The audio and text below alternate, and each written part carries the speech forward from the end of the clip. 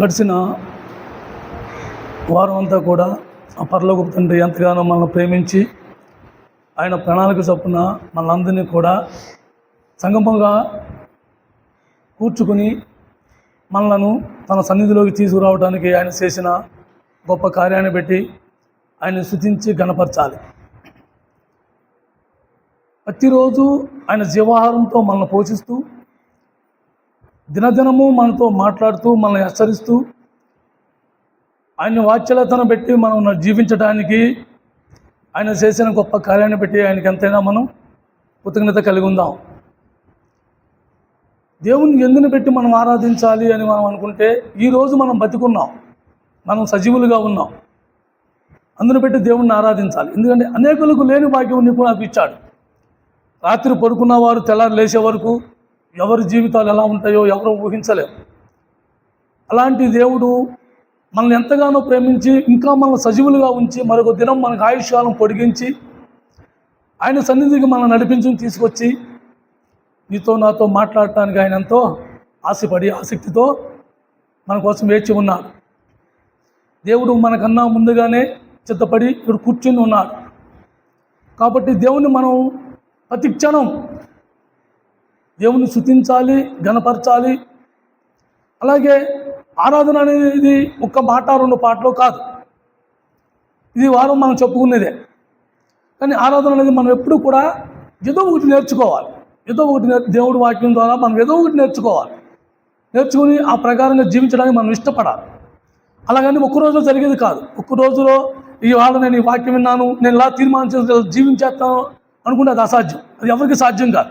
కానీ పడిపోయినప్పుడల్లా మనం దాన్ని దులుపుకుని ఆ మట్టిని కడుక్కుని మళ్ళీ మనం సాగిస్తూ ఉండాలి. ఆ ప్రయాణంలో ఎప్పుడు కొనసాగుతూ ఉండాలి.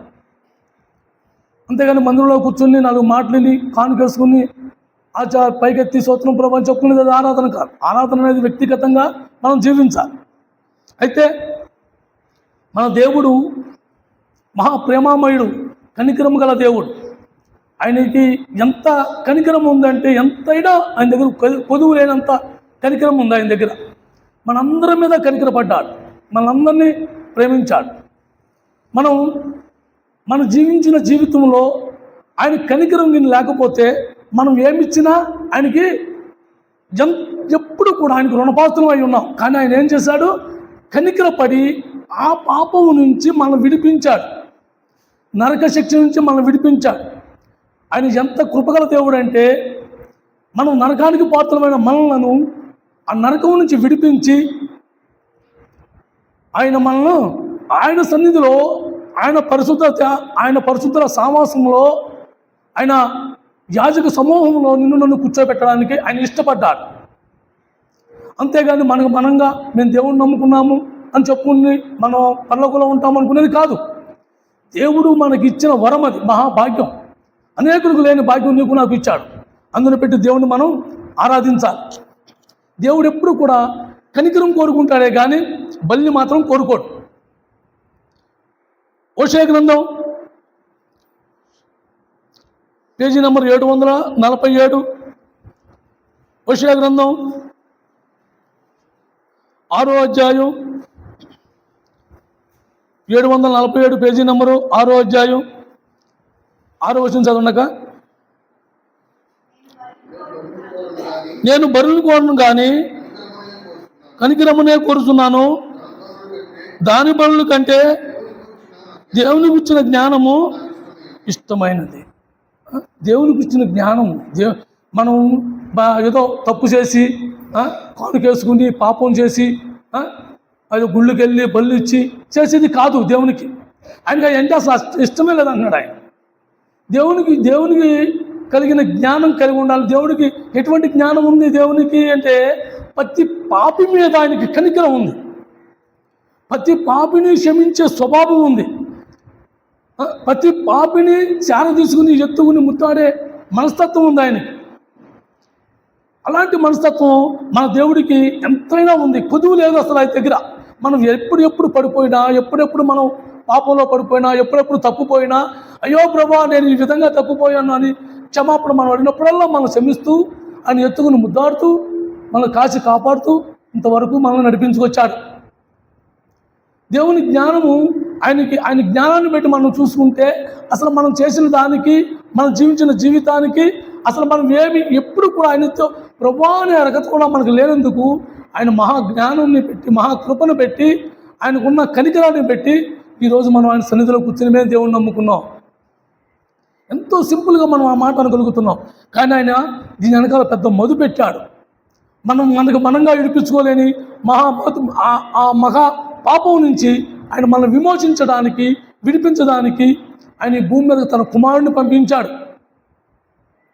ఆయన కుమారుడిని ఎందుకు పంపించాడు అంటే, ఆయన కుమారుడు రాకపోతే ఆయన అంత పరిశుద్ధుడు ఇంకెవరూ లేరు ఈ భూమి మీద.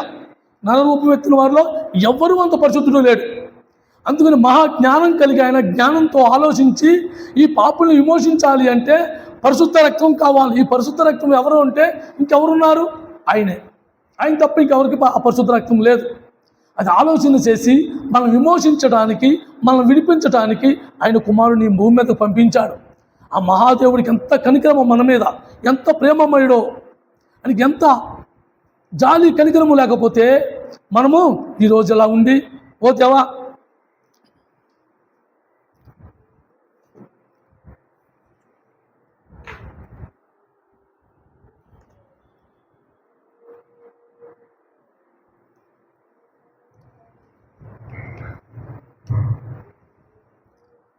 ఓ దేవా మేము నీ బిడ్డలము, మమ్మల్ని ప్రేమించావు అని అంత సులువుగా చెప్తున్నామంటే ఆ కనికరము మన మీద ఆయనకున్న కనికరాన్ని పెట్టి, లేకపోతే మనకు మాత్రం అయోగ్యత లేదు. ఆ మహాదేవుడు మనకు ఆ యోగ్యతను కల్పించాడు. మనం నరకానికి పాత్రమైన మనల్ని తీసుకొచ్చి ఆ చీకటిలో ఉన్న వారిని మనకు మహా వెలుగు కలగజేశాడు. మనం చీకట్లో ఉన్నాం, చీకట్లో జీవించాం, చీకట్లో తిరిగిలాడాం, చీకట్లో మసిలాం, చీకటిని సొంతం అనుకున్నాం. చీకటి జీవించే మనందరినీ ఆయన మహా వెలుగు ప్రకాశింపజేశాడు. మత్తయి సువార్త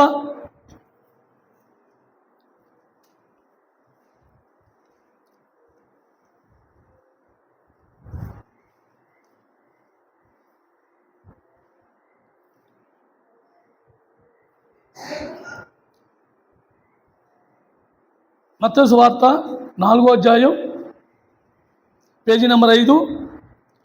మత్తయి సువార్త 4వ అధ్యాయం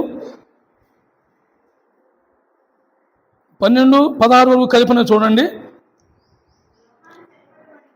యోహాను చేపట్టబడిన నని యేసు విని గలిలయకు తిరిగి వెళ్ళి నజరేతును విడిచి జబులోను నతానియను దేశంలో ప్రాంతంలో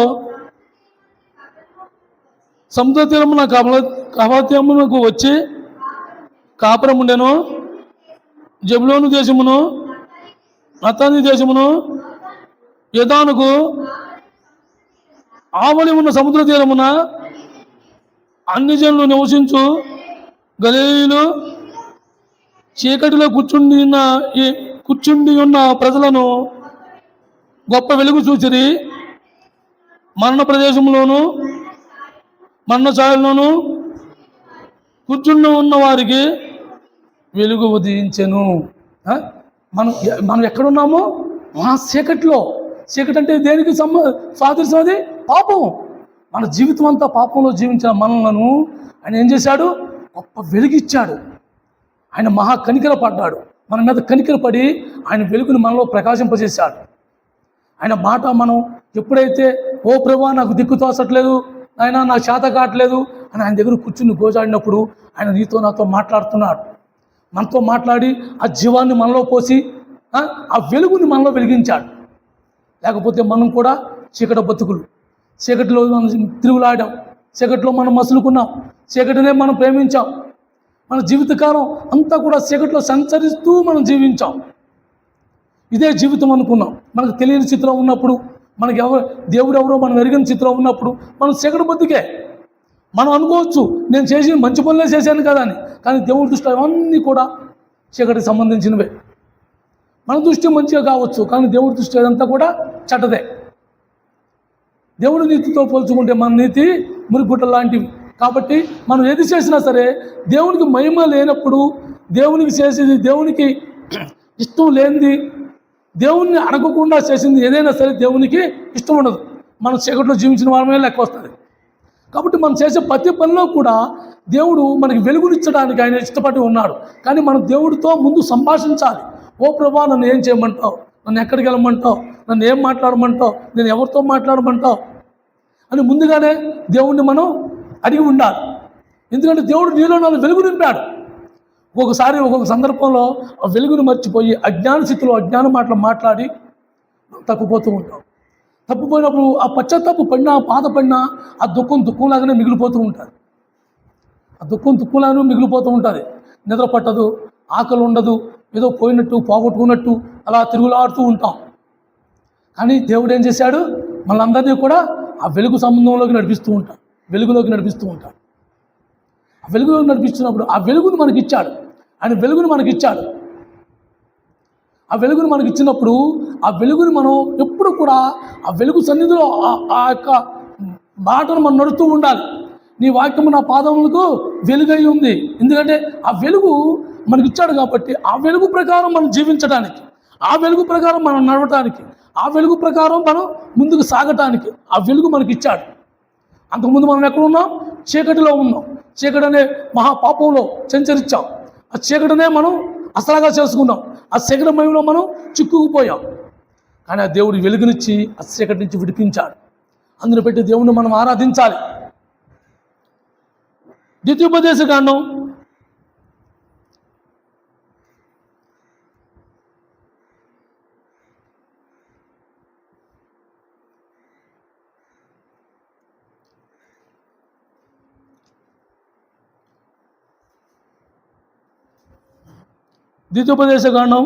4వ అధ్యాయం 149 పేజీ నెంబరు.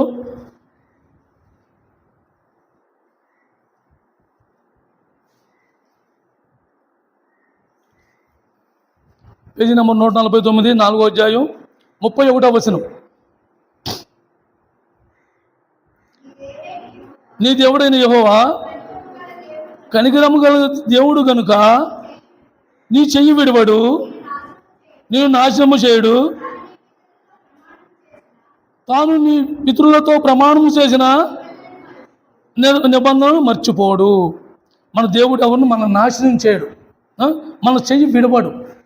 మనం ఒక్కొక్క సందర్భంలో మనం సొంత నిర్ణయాలు తీసుకుని మన ఆలోచన చొప్పున మనం మసులుకున్నప్పుడు దేవుడు ఏం చేస్తూ ఉంటాడు? తన చేపట్టు నడిపిస్తూ ఉంటాడు, తన చేపట్టు నడిపిస్తూ ఉంటాడు. మనం తప్పిపోయినా ఆయన మాత్రం మనం విడిచిపెడతలా, కూడా ఉండి ఆయన జాగ్రత్తగా తీసుకుని చక్కగా నడిపిస్తూ ఉన్నాడు. ఆయన తర్వాత మనం నాశనం అవుతాం ఆయనకి ఇష్టం లేదు. మనం నాశనానికి విడిచిపెట్టే దేవుడు అయితే ఆయన కుమారుని భూమి మీదకు పంపడు. ఎవరెలా పోతే నాకెందుకురా, మీకు చెప్పాను నేను, మీరు వినలేదు, మీ కర్మ మీరు చావండి అని దేవుడు మనల్ని విడిచిపెట్టలా. మనం నాశనానికి పోతామని ఆయన ముందుగానే తెలుసు కాబట్టే ఆయన కుమారుని భూమి మీద పంపించాడు. మనం దేనికి నాశనానికి పోతాము అని మనం అనుకోవచ్చు. మనం చేసే క్రియల్లో, మనం చేసే పనుల్లో, మనం మాట్లాడే విధానంలో, మనం నడిచే నడకలో, దేంట్లో అయినా సరే మనం తప్పిపోతూ ఉంటాం. మనం తప్పిపోము అనుకుంటే ఎవరికి కూడా చెప్పలేము. ఆఖరి శ్వాస విడిచే వరకు కూడా మనం తప్పిపోయే అవకాశం ఉందే కానీ తప్పిపోకుండా పడిపోకుండా మనం మసలటానికి మనకి ఎవరికి అధికారం లేదు. కాబట్టి దేవుడు మనం నాశనం అవ్వడానికి ఆయన ఇష్టం లేక ఆయన ఈ భూమి మీద ఆయన కుమారుని పంపించాడు. ఆ వ్యభిచారం చేస్తూ పట్టపట్ట స్త్రీ ఏమవుతుంది? నాశనం అయిపోతుంది, చచ్చిపోతుంది, మరణశిక్ష పాత్రలైంది. కానీ ఆమెని నాశనం అవటం ఇష్టం లేక ఏం చేశాడు? మనం చేసిన ఎదటి వారు చేసిన పాపాలు గుర్తు చేశాడు. ఏమన్నాడు? మీలో పాపం చేయని వాడు ఎవడో రాయిస్తారండి అన్న. అలాగే దేవుడు మనల్ని ఒక్కొక్కసారి మనం తప్పిపోయినప్పుడు మనం హెచ్చరిస్తూ ఉంటాడు. మన లోపల మనం గుర్తు చేస్తూ ఉంటాడు. నువ్వు ఎక్కడ తప్పిపోయావో దాన్ని సరి చేసుకో, నువ్వు ఎక్కడ విడిచిపెట్టావో దాన్ని జ్ఞాపం చేసుకో, ముందుకు నడువు, దాన్ని సరి చేసుకో అని దేవుడు హెచ్చరిస్తూ ఉంటాడు. ఆ స్త్రీని ఏమన్నాడు? అమ్మ, నీకు నేను శిక్ష వేయను. ఎవరు శిక్ష వేయలేదా? నీకు నేను శిక్ష వేయను, నీకు పాపం చేయు. ఇది దేవుని కనికరం. అదే మనుషుడైతే ఏమంటాడు? నేను లేకపోతే ఈ పాట నేను చంపేసి శమనాలు తీసి నేను చంపేది ఈ పాటలు కాదు, ఇక మీద నువ్వు గుర్తు చేస్తూ పో, ఇంకెప్పుడు నాకు కాపాడుగా అని ఇలాంటి వార్నింగ్లు ఇచ్చేవాడు. కానీ దేవుడు అలాంటి వార్నింగ్లు వాడు. ప్రేమించే దేవుడు, కనికరం గల దేవుడు మన దేవుడు. మనమే కనికరపడ్డాడు, జాలి చూపించాడు, ప్రేమ కుమ్మరించాడు, శారదీశాడు, మనల్ని నశింపకుండా నాశనం అవ్వకుండా కాపాడాడు. అలాంటి దేవుడిని మనం ఆరాధించాలి. మనకి ఎవరు కాపాడిన దేవుడు మన దేవుడు. మనకందరికీ మనల్ని కాపాడుకుంటూ ఆయన సన్నిధిలో కూర్చుకుంటూ ఆయన రెక్కల చాటును భద్రపరుచుకుంటూ మనల్ని ముందుకు సాగించే దేవుడు మన దేవుడు. వ్యర్థంగా మాట్లాడి ఏదో కొబ్బరిగా కొట్టేసి వచ్చేసే దేవుడు కాదు మన దేవుడు. నీతో నాతో మనందరితోనూ మాట్లాడే దేవుడు మన దేవుడు. మనల్ని హెచ్చరించే దేవుడు, మన లోపాలు సరిచేసే దేవుడు, మనం నశించి నాశనానికి వెళ్ళకోకుండా ఆయన కాపాడే దేవుడు. మనం ఎప్పుడు కూడా మెలకుతరం కావాలి. ఓ దేవా, నువ్వు ఉన్నావు, నువ్వు సరిచేస్తావు నాయన, నువ్వు సమాధానకర్తవు నాయన, నువ్వు సమాధానపరిచేవాడు, నువ్వు ఉన్నావు అని మనం ఎప్పుడైతే సమాధానంగా మనం ముందుకు సాగుతామో దేవుడు సమాధానపరిచే దేవుడు మనకు ఉన్నాడు. అలాంటి ఆలోచనతో మనం ఉండాలి. ఎందుకంటే దేవుడు కనికరం గల దేవుడు. మనం పాపం చేసినా ఆయన మాత్రం మనం విడిచిపెడతల్లా. నీ చేయి నేను విడిచిపెట్టను అంటున్నాడు, నిన్ను నశింపు చేయను అంటున్నాడు.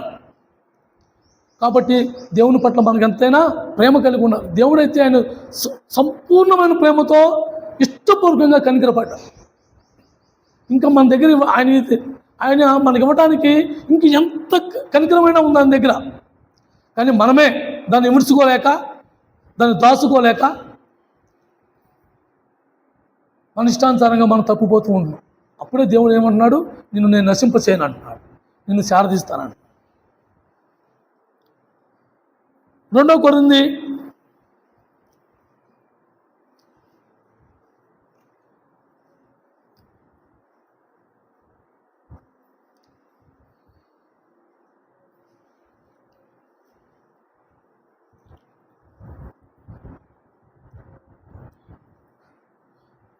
2 కొరింథీ మొదటి అధ్యాయం పేజీ నెంబర్ 159. 2 కొరింథీ మొదటి అధ్యాయం 3వ వచనం చదవనగా, కనికరము చూపు తండ్రి సమస్తమైన ఆదరణను అనుగ్రహించు దేవుడు మన ప్రభు అయిన యేసుక్రీస్తు తండ్రి అయిన దేవుడు స్తుతింపబడును గాక. దేవుడిని మనం ఎప్పుడు స్తుతింతూ ఉండాలి. ఆయన స్తుతింపబడాలి అంటే మనలో మంచి క్రియలు ఉండాలి. దేవుడు నమ్ముకున్నారు వీళ్ళు అనే ఆలోచన మనలో ఉండాలి. అవతల వాడికి మనం కలిగించాలి. వాళ్ళు దేవుడు నమ్ముకున్నారు వాళ్ళు అని ఒక మన మనస్తత్వం, మన మాట తీరు, మన నడక, మన ప్రవర్తన చూసి వారు ఏమన్నా వీళ్ళు దేవుడు నమ్ముకున్నవారు. అప్పుడు దేవుడు స్తుతింపబడతాడు. దేవుని ఎందుకు స్తుతించాలి అంటే ఆయన తండ్రి స్థానంలో ఉన్నాడు. మన మీద ఎవరికి కనికరం ఉండదు. పోయిన వారం మనం చెప్పుకున్నట్టుగా ఆ తండ్రి స్థానంలో తప్ప ఇంకెవరికి కనికరం ఉండదు.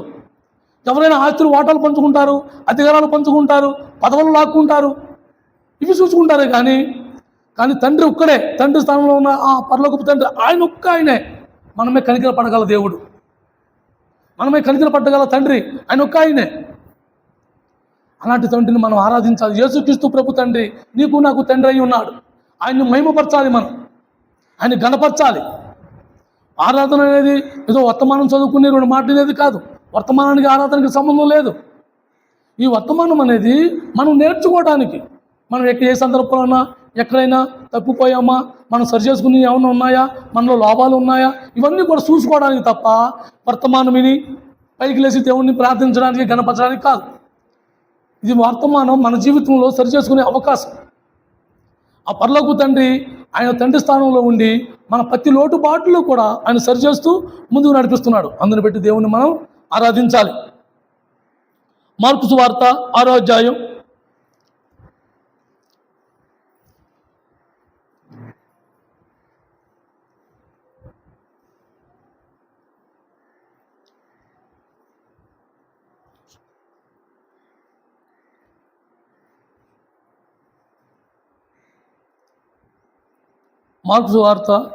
6వ అధ్యాయం పేజీ నెంబర్ 36, 34 వచనం చదవనగా, గనుక యేసు వచ్చి ఆ గొప్ప జనసమూహం చూసి వారు కాపాడలేని గొర్రెల వలె ఉన్నందున వారి మీద కనికరపడి వారికి అనేక సంగతులు బోధింపసాగాను. మనం కూడా ఒకప్పుడు అలాంటి స్థితిలో ఉన్నవారమే. దేవుడు ఎవరో తెలియక ఏదో 2 మాటలు చెబితే అదే దేవుడు అనుకుని దేవుడు పూర్తి గ్రహింపు మనకు లేక అలాగే మనం కూడా పాటించాం. కానీ యేసుక్రీస్తు ప్రభువు ఆయన తన ఆత్మ ద్వారా మనకు అనేక సంగతులు బోధించాడు. మనం కూడా కాపురు లేని గొర్రెలు వలె ఏదో ఎక్కడో ప్రార్థన ఎక్కడికే పరుగులెట్టి, ఎక్కడ మీటింగ్ అంటే ఎక్కడికే పరుగులెట్టి, ఈ చర్చ్ కానీ ఆ చర్చ్ కానీ ఇవన్నీ తిరిగేసాం, అన్నీ అలిచిపోయాం, చూసేసాం. కానీ ఎక్కడ నెమ్మది లేకుండా పోయింది. ఎందుకు నెమ్మది లేకుంటే దేవుని మాట మన గ్రహింపు లేదు, దేవుడి మాట మనకు వినపడలా. కానీ ఆ యేసుక్రీస్తు ప్రభు ఆయన ఆత్మ ద్వారా మనతో మాట్లాడినప్పుడు మనకు ఒక గ్రహింపు వచ్చింది, మనకు కొన్ని తెలుసుకున్నాం. ఓ దేవుడు నాలో ఉన్న లోపాన్ని నాకు హెచ్చరించాడు, దేవుడు నాలో ఉన్న కపటత్వాన్ని నాకు జ్ఞాపకం చేశాడు, నాలో ఉన్న మోసాన్ని నాకు గుర్తు చేశాడు, ఇట్లా నేను సరి చేసుకోవాలి అని ఒక ఆలోచన పుట్టించాడు. ఆ ఆలోచన బట్టి మనం ఏం చేసాం, దాన్ని మన జీవితాలు సరి చేసుకుని, ఓ ప్రభా నాకు నువ్వే దిక్కు, నీ వెంబడిస్తాం. కానీ ప్రభా మాకు తెలియని మా వాటికి మేము వెళ్ళాం, అనేక విగ్రహాలకి మేము గొర్రెపోతులు కొట్టాము, కోళ్ళు కోసాము, మేకపోతులు నరికాము, మా వ్యర్థమైన జీవితం జీవించేసాం. కానీ ఇప్పుడు నా దేవుడు సజీవుడు, నా దేవుడు జీవంగల దేవుడు, నాతో మాట్లాడుతున్నాడు, నన్ను స్పందించాడు, నాకు సరైన మార్గం చూపించాడు, నాతో మాట్లాడాడు అని మన గ్రహింపు వచ్చిన తర్వాత మనం ఆ దేవుణ్ణి మనం కనుగొన్నాం. ఆ దేవుడు మనల్ని ఏం చేశాడు, గొర్రెలు లేని కాపురు వల్లే మన ఇష్టానుసారం మనం తిరుగుతున్నప్పుడు మనం పట్టుకున్నాడు. గొర్రెలకి కాపురు లేకపోతే, గొర్రెలు కాసేవాడు కాపురు లేకపోతే ఏమవుతూ ఉంటుంది, అది దాని ఇష్టం వచ్చినట్టు తిరుగుతూ ఉంటుంది. ఈలోగా తోడేలో లేకపోతే నక్కో ఏదో ఒకటి పట్టుకెళ్ళి తినేస్తూ ఉంటాయి, చంపేసి తినేస్తూ ఉంటాయి. అలాగే మన స్థితి కూడా మనకు నచ్చిన మార్గం మనం అనుకున్నప్పుడు మన పాప జీవితంలో అపవాదికి ఆ నోటి అందే సమయాన్న ఆ దేవుడు నీతో నాతో మాట్లాడి వాటి నుంచి మనం విడిపించాడు. ఆ యొక్క తోడేలు నోటి నుంచి, ఆ సింహం గద్దింపు నుంచి మనం తప్పించి ఆయన మహా కనికరమును చూపించి ఆయన సంతన చేర్చుకున్నాడు. ప్రేమ కలిగి ఆయన మనకు ఆదరణగా ఉండి మనం విమోచించాడు, కాసి కాపాడాడు. అలాంటి దేవుని మనం ఆరాధించాలి. ఒక్క పేజీ తిరగండి, మార్కు సువార్త 8వ అధ్యాయం.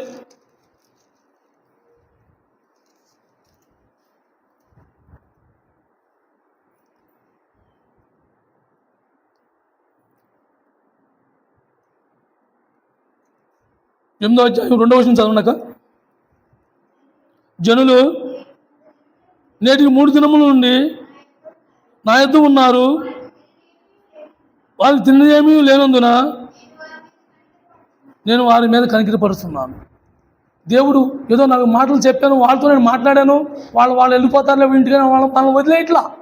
ఆయన మనకి జీవాహారం ఎంత ముఖ్యమో శరీరాహారం కూడా అంతే పట్టింపు కలిగి ఉన్నాడు దేవుడు. మనమే కనికరపడి మనకు కావాల్సిన జీవాహారం కూడా మన సమృద్ధిగా సమకూర్చి ఉంచాడు. అందుకే మన మందిరంలో ఎప్పుడు ప్రేమ ఉందనేది చాలామంది చాలాసార్లు తీసేయండి, మానేయండి అని వాదనలు చేసినా కూడా ఎప్పుడు దానికి మేము అంగీకరించాల. ఎందుకంటే యేసుక్రీస్తు ప్రభు లేకపోతే అలా అనేవాడు కాదు. ఆయన ఎంత బోధ అయితే బోధించాడో అలాగే కూడా అక్కడ ఉన్న వారి మీద ఆ ఆకలితో ఉన్నారని కనికరపడ్డాడు. అలాగే నీ మీద నా మీద కూడా కనికరపడుతున్నాడు ఆయన. కనికరపడిన మాలనే ఈరోజు మనకే జీవాహారంతో పాటు సమృద్ధి శరీరాహారం కూడా మనకు సమృద్ధిగా ఉంది. ఎవరికి కూడిగా అయితే మనకు లోటు లేదు, సంపూర్ణంగా మనం సంతోషంగా తింటున్నాం. ఆ యేసుక్రీస్తు ప్రభు కనికరం వల్ల. చూడండి, చాలా మందిలో అంటే నేను గొప్పవాడిని, మన మందిరం గొప్పదని నేను చెప్పట్లా, ఉదాహరణ మాత్రమే నేను చెప్తున్నా. 2 దాకా మీటింగ్ చెప్తారు, 2 నుంచి వచ్చి షై బాబోయ్ ఎండెక్కిపోయింది, ఆకలి చేస్తుంది అంటుంటారు. కానీ యేసుప్రభు వాళ్ళ ఆకలితో పంపలేదు వాళ్ళని. ఆ జనసమూహం చూసి కనికరపడి వాళ్ళకి మీరే వడ్డించండి, వాళ్ళకి మీరే పెట్టండి వాళ్ళకి అన్నాడు. అందుకే మన సావుకుడు కానీ మేము కానీ ఎప్పుడు కూడా ఆ ప్రేమ మీద తీసేయడానికి మాకు ఎప్పుడు మనసు అంగీకరించాల. అది యేసుక్రీస్తు పెట్టిన నియమం అది. కాబట్టి మనం ఎప్పుడు కూడా దేవుణ్ణి ఎన్ని రకాలుగా ఎలా చూసుకున్నా కూడా మన మీద కనికరపడి మనల్ని నశింపకుండా కాపాడుకుంటూ వచ్చాడు. అలాగే తండ్రిగా ఉండి మన అన్ని అవసరాలతో తీరుస్తూ వచ్చాడు. మన ఆకలిని కూడా గుర్తెరిగాడు మహనీయుడు. అలాంటి దేవుని మనం ఆరాధిస్తున్నాం. లూకాసు వార్త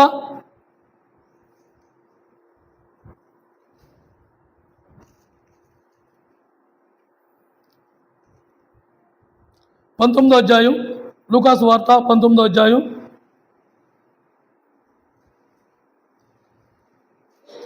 పేజీ నెంబర్ 72.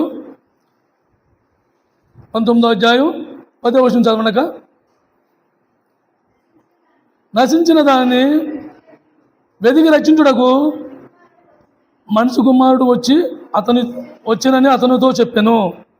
ఎవరు నశించారు? మనమందరం నశించిన వారమే. ఒకప్పుడు మనందరం నశించిన వారమే. నశించిన స్థితిలో మనం ఉన్నప్పుడు ఆ యేసుక్రీస్తు ప్రభు భూమి మీదకి వచ్చి మనలో జీవం పోశాడు. ఆయన మాటల ద్వారా మనలో జీవం పోశాడు. మనం ఏం చేస్తున్నామో మనకు తెలియదు. మన మనస్సాక్షి, మన అంతరాత్మ చనిపోయింది. మనం చేసే క్రియలు ఏంటో మనకు తెలియదు. మనం మాట్లాడే మాట ఏంటో మనకు తెలియదు. మనం ప్రవర్తించే ప్రవర్తన ఏంటో మనకు తెలియదు. మూర్ఖత్వంగా, మూర్ఖుల్లాగా, మన ఇష్టానుసారంగా మనం జీవించినప్పుడు ఆయన ఏం చేశాడు? నెతికి మనల్ని రక్షించాడు. జీవితం అది కాదు. నా జీవితంతో పోల్చుకుంటే నన్నైతే అలాగే రక్షించాడు ఆయన. నా జీవితంలో ఏ ఒక్క మంచితనము లేదు, ఏ ఒక్క ప్రేమ లేదు, ఎవరి మీద జాలి లేదు, కనికరము లేదు. మూర్ఖుల్లాగా నా ఇష్టం వచ్చినట్టు నేను చేయటం, నాకు నచ్చిన పని నేను చేయటం, మూర్ఖుల్లాగా ఎదురికిచ్చిన వారిని వెళ్ళి కొట్టడం, ఇలాంటి ప్రయోగాలు చేసి నా జీవితంలో నేను నశించిపోయా. ఆత్మీయ జీవితంలో నేను నశించిపోయా. నాలో జీవం లేదు. అలాంటి జీవం లేని సమయంలో ఆ యేసుక్రీస్తు ప్రభు వచ్చి నాలో జీవం పోశాడు, నన్ను రక్షించాడు. నశించి నరకానికి వెళ్ళవలసిన నన్ను తీసుకుని ఆయన తన యాజక సమూహంలో కూర్చోబెట్టాడు. బైబిల్ పట్టుకుని ఓ ప్రభు అనే అర్హత కూడా లేని నాకు నీకు దేవుడు ఏం చేశాడు? తన యాజక సమూహంలో కూర్చోబెట్టాడు. తన పరిశుద్ధుల సమావేశంలో కూర్చోబెట్టాడు. అలాంటి దేవుని మనం ఆరాధించాలి. యోహాను సువార్త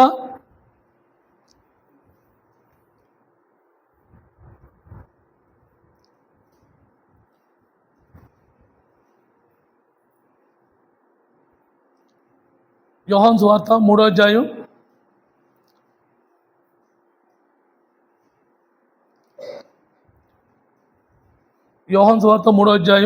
16వ వచనం చదవనక, 16. దేవుడు లోకమును ఎంతో ప్రేమించెను కాగా ఆయన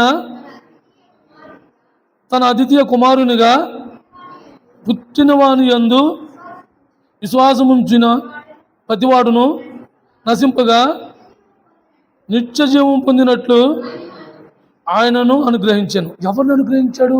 యేసుక్రీస్తు ప్రభువును నీకు నాకు అనుగ్రహించాడు. లేకపోతే మనకే ఆ నిత్యజీవం పొందే అవకాశం లేదు. నిత్యజీవం అంటే ఎవరు? యేసుక్రీస్తు ప్రభువే. ఆ పరలోకపు తండ్రిని, యేసుక్రీస్తు ప్రభువుని మనం ఇష్టపూర్వకంగా తెలుసుకోవటం, పూర్తిగా తెలుసుకోవటమే నిత్యజీవం. యేసుక్రీస్తు ప్రభు నా కోసం ఏం చేశాడు, ఆయన ఎవరో తెలుసుకుని తర్వాత ప్రభు నా కోసం ఏం చేశాడో అనే గ్రహింపులోకి మనం వస్తాం. అది నిత్యజీవం. ఆ గ్రహింపులో మనం ఉన్నప్పుడు మనం ఓ దేవా నేను కూడా నీలాగా జీవించాలని ఆశ పుట్టినప్పుడు మనం దాన్ని ప్రయత్నించి అలా కొనసాగటం మనకు చాలా అవసరం. నిత్యజీవం పొందడం అంటే మనం ఏదో బాప్టిజం తీసుకుని మందిరంలో కూర్చున్నంత మాత్రాన మనం నిత్యజీవం పొందడం కాదు. యేసుక్రీస్తు ప్రభు మనం నిత్యజీవం ఇచ్చడానికి వచ్చాడు. అంటే ఆయన మనతో ప్రతి విషయంలోనూ నీతో నాతో మాట్లాడుతూ మనం కొనసాగిస్తూ ముందు నడిపిస్తూ వచ్చాడు. ఆ నిత్యజీవం మనకు అవసరం. కాబట్టి దేవుడు మనకు నిత్యజీవం ఇవ్వడానికి వచ్చాడే కానీ మనం నశింపు చేయడానికి కానీ మనం చేసిన క్రియలకి మనం తీర్పు తీర్చడానికి కానీ రాలా. 17వ వచనం కూడా చదవనక,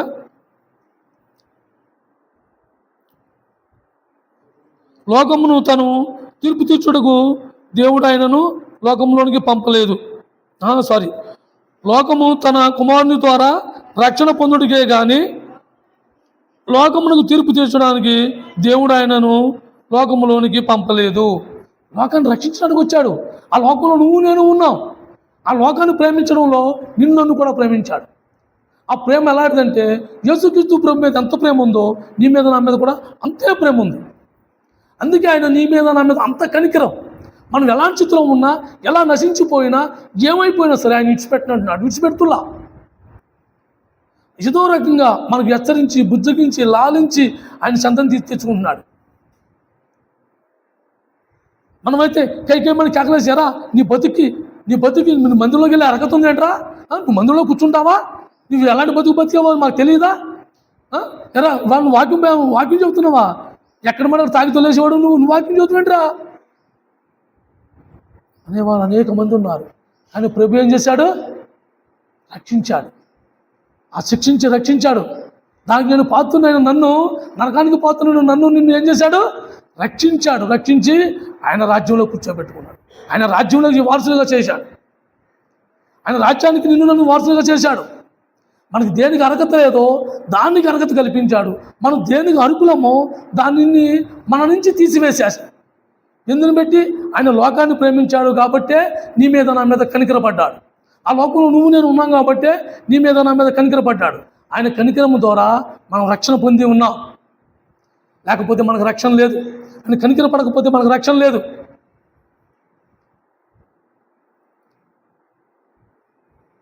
ఎఫెసీయులకు రాసిన పత్రిక 2వ అధ్యాయం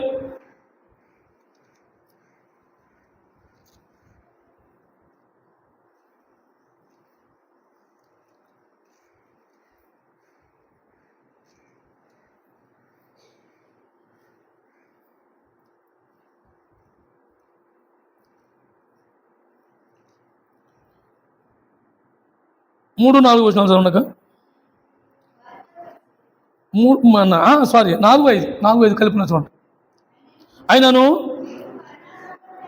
దేవుడు కరుణా సంపన్నుడు అయి ఉండి మనము మన అపరాధములు చేత సచ్చిన వారమై ఉండినప్పుడు సైతము మన ఎడల చూపిన తన మహాప్రేమ చేత మన క్రీస్తుతో కూడా బ్రతికించాను. ఉపచేత రక్షింపబడి ఉన్నారు. ఆయన మహాకనికరం. ఆయన దగ్గర కరుణా సంపన్నుడు. కరుణ అంటే ఆయన దగ్గర అసలు పొదువు లేదు. సంపన్నుడు, కరుణలో కనికరంలో ఆయన సంపన్నుడు. మనం ఎన్నిసార్లు మనకి ఓ ప్రభా కరుణించంటే కరుణిస్తూనే వచ్చాడు, కాపాడుతూనే వచ్చాడు, రక్షిస్తూనే వచ్చాడు. ఏ విషయంలో కూడా ఆయన మనకు మరుగు చేసుకోవాలా, ఆయన దాచుకుని ఉండాలా. ఆయన ఇష్టపూర్వకంగా మనం ఎప్పుడైతే పిలిచామో మనతో ఉన్నాడు. ఆయన మనతో వస్తున్నాడు.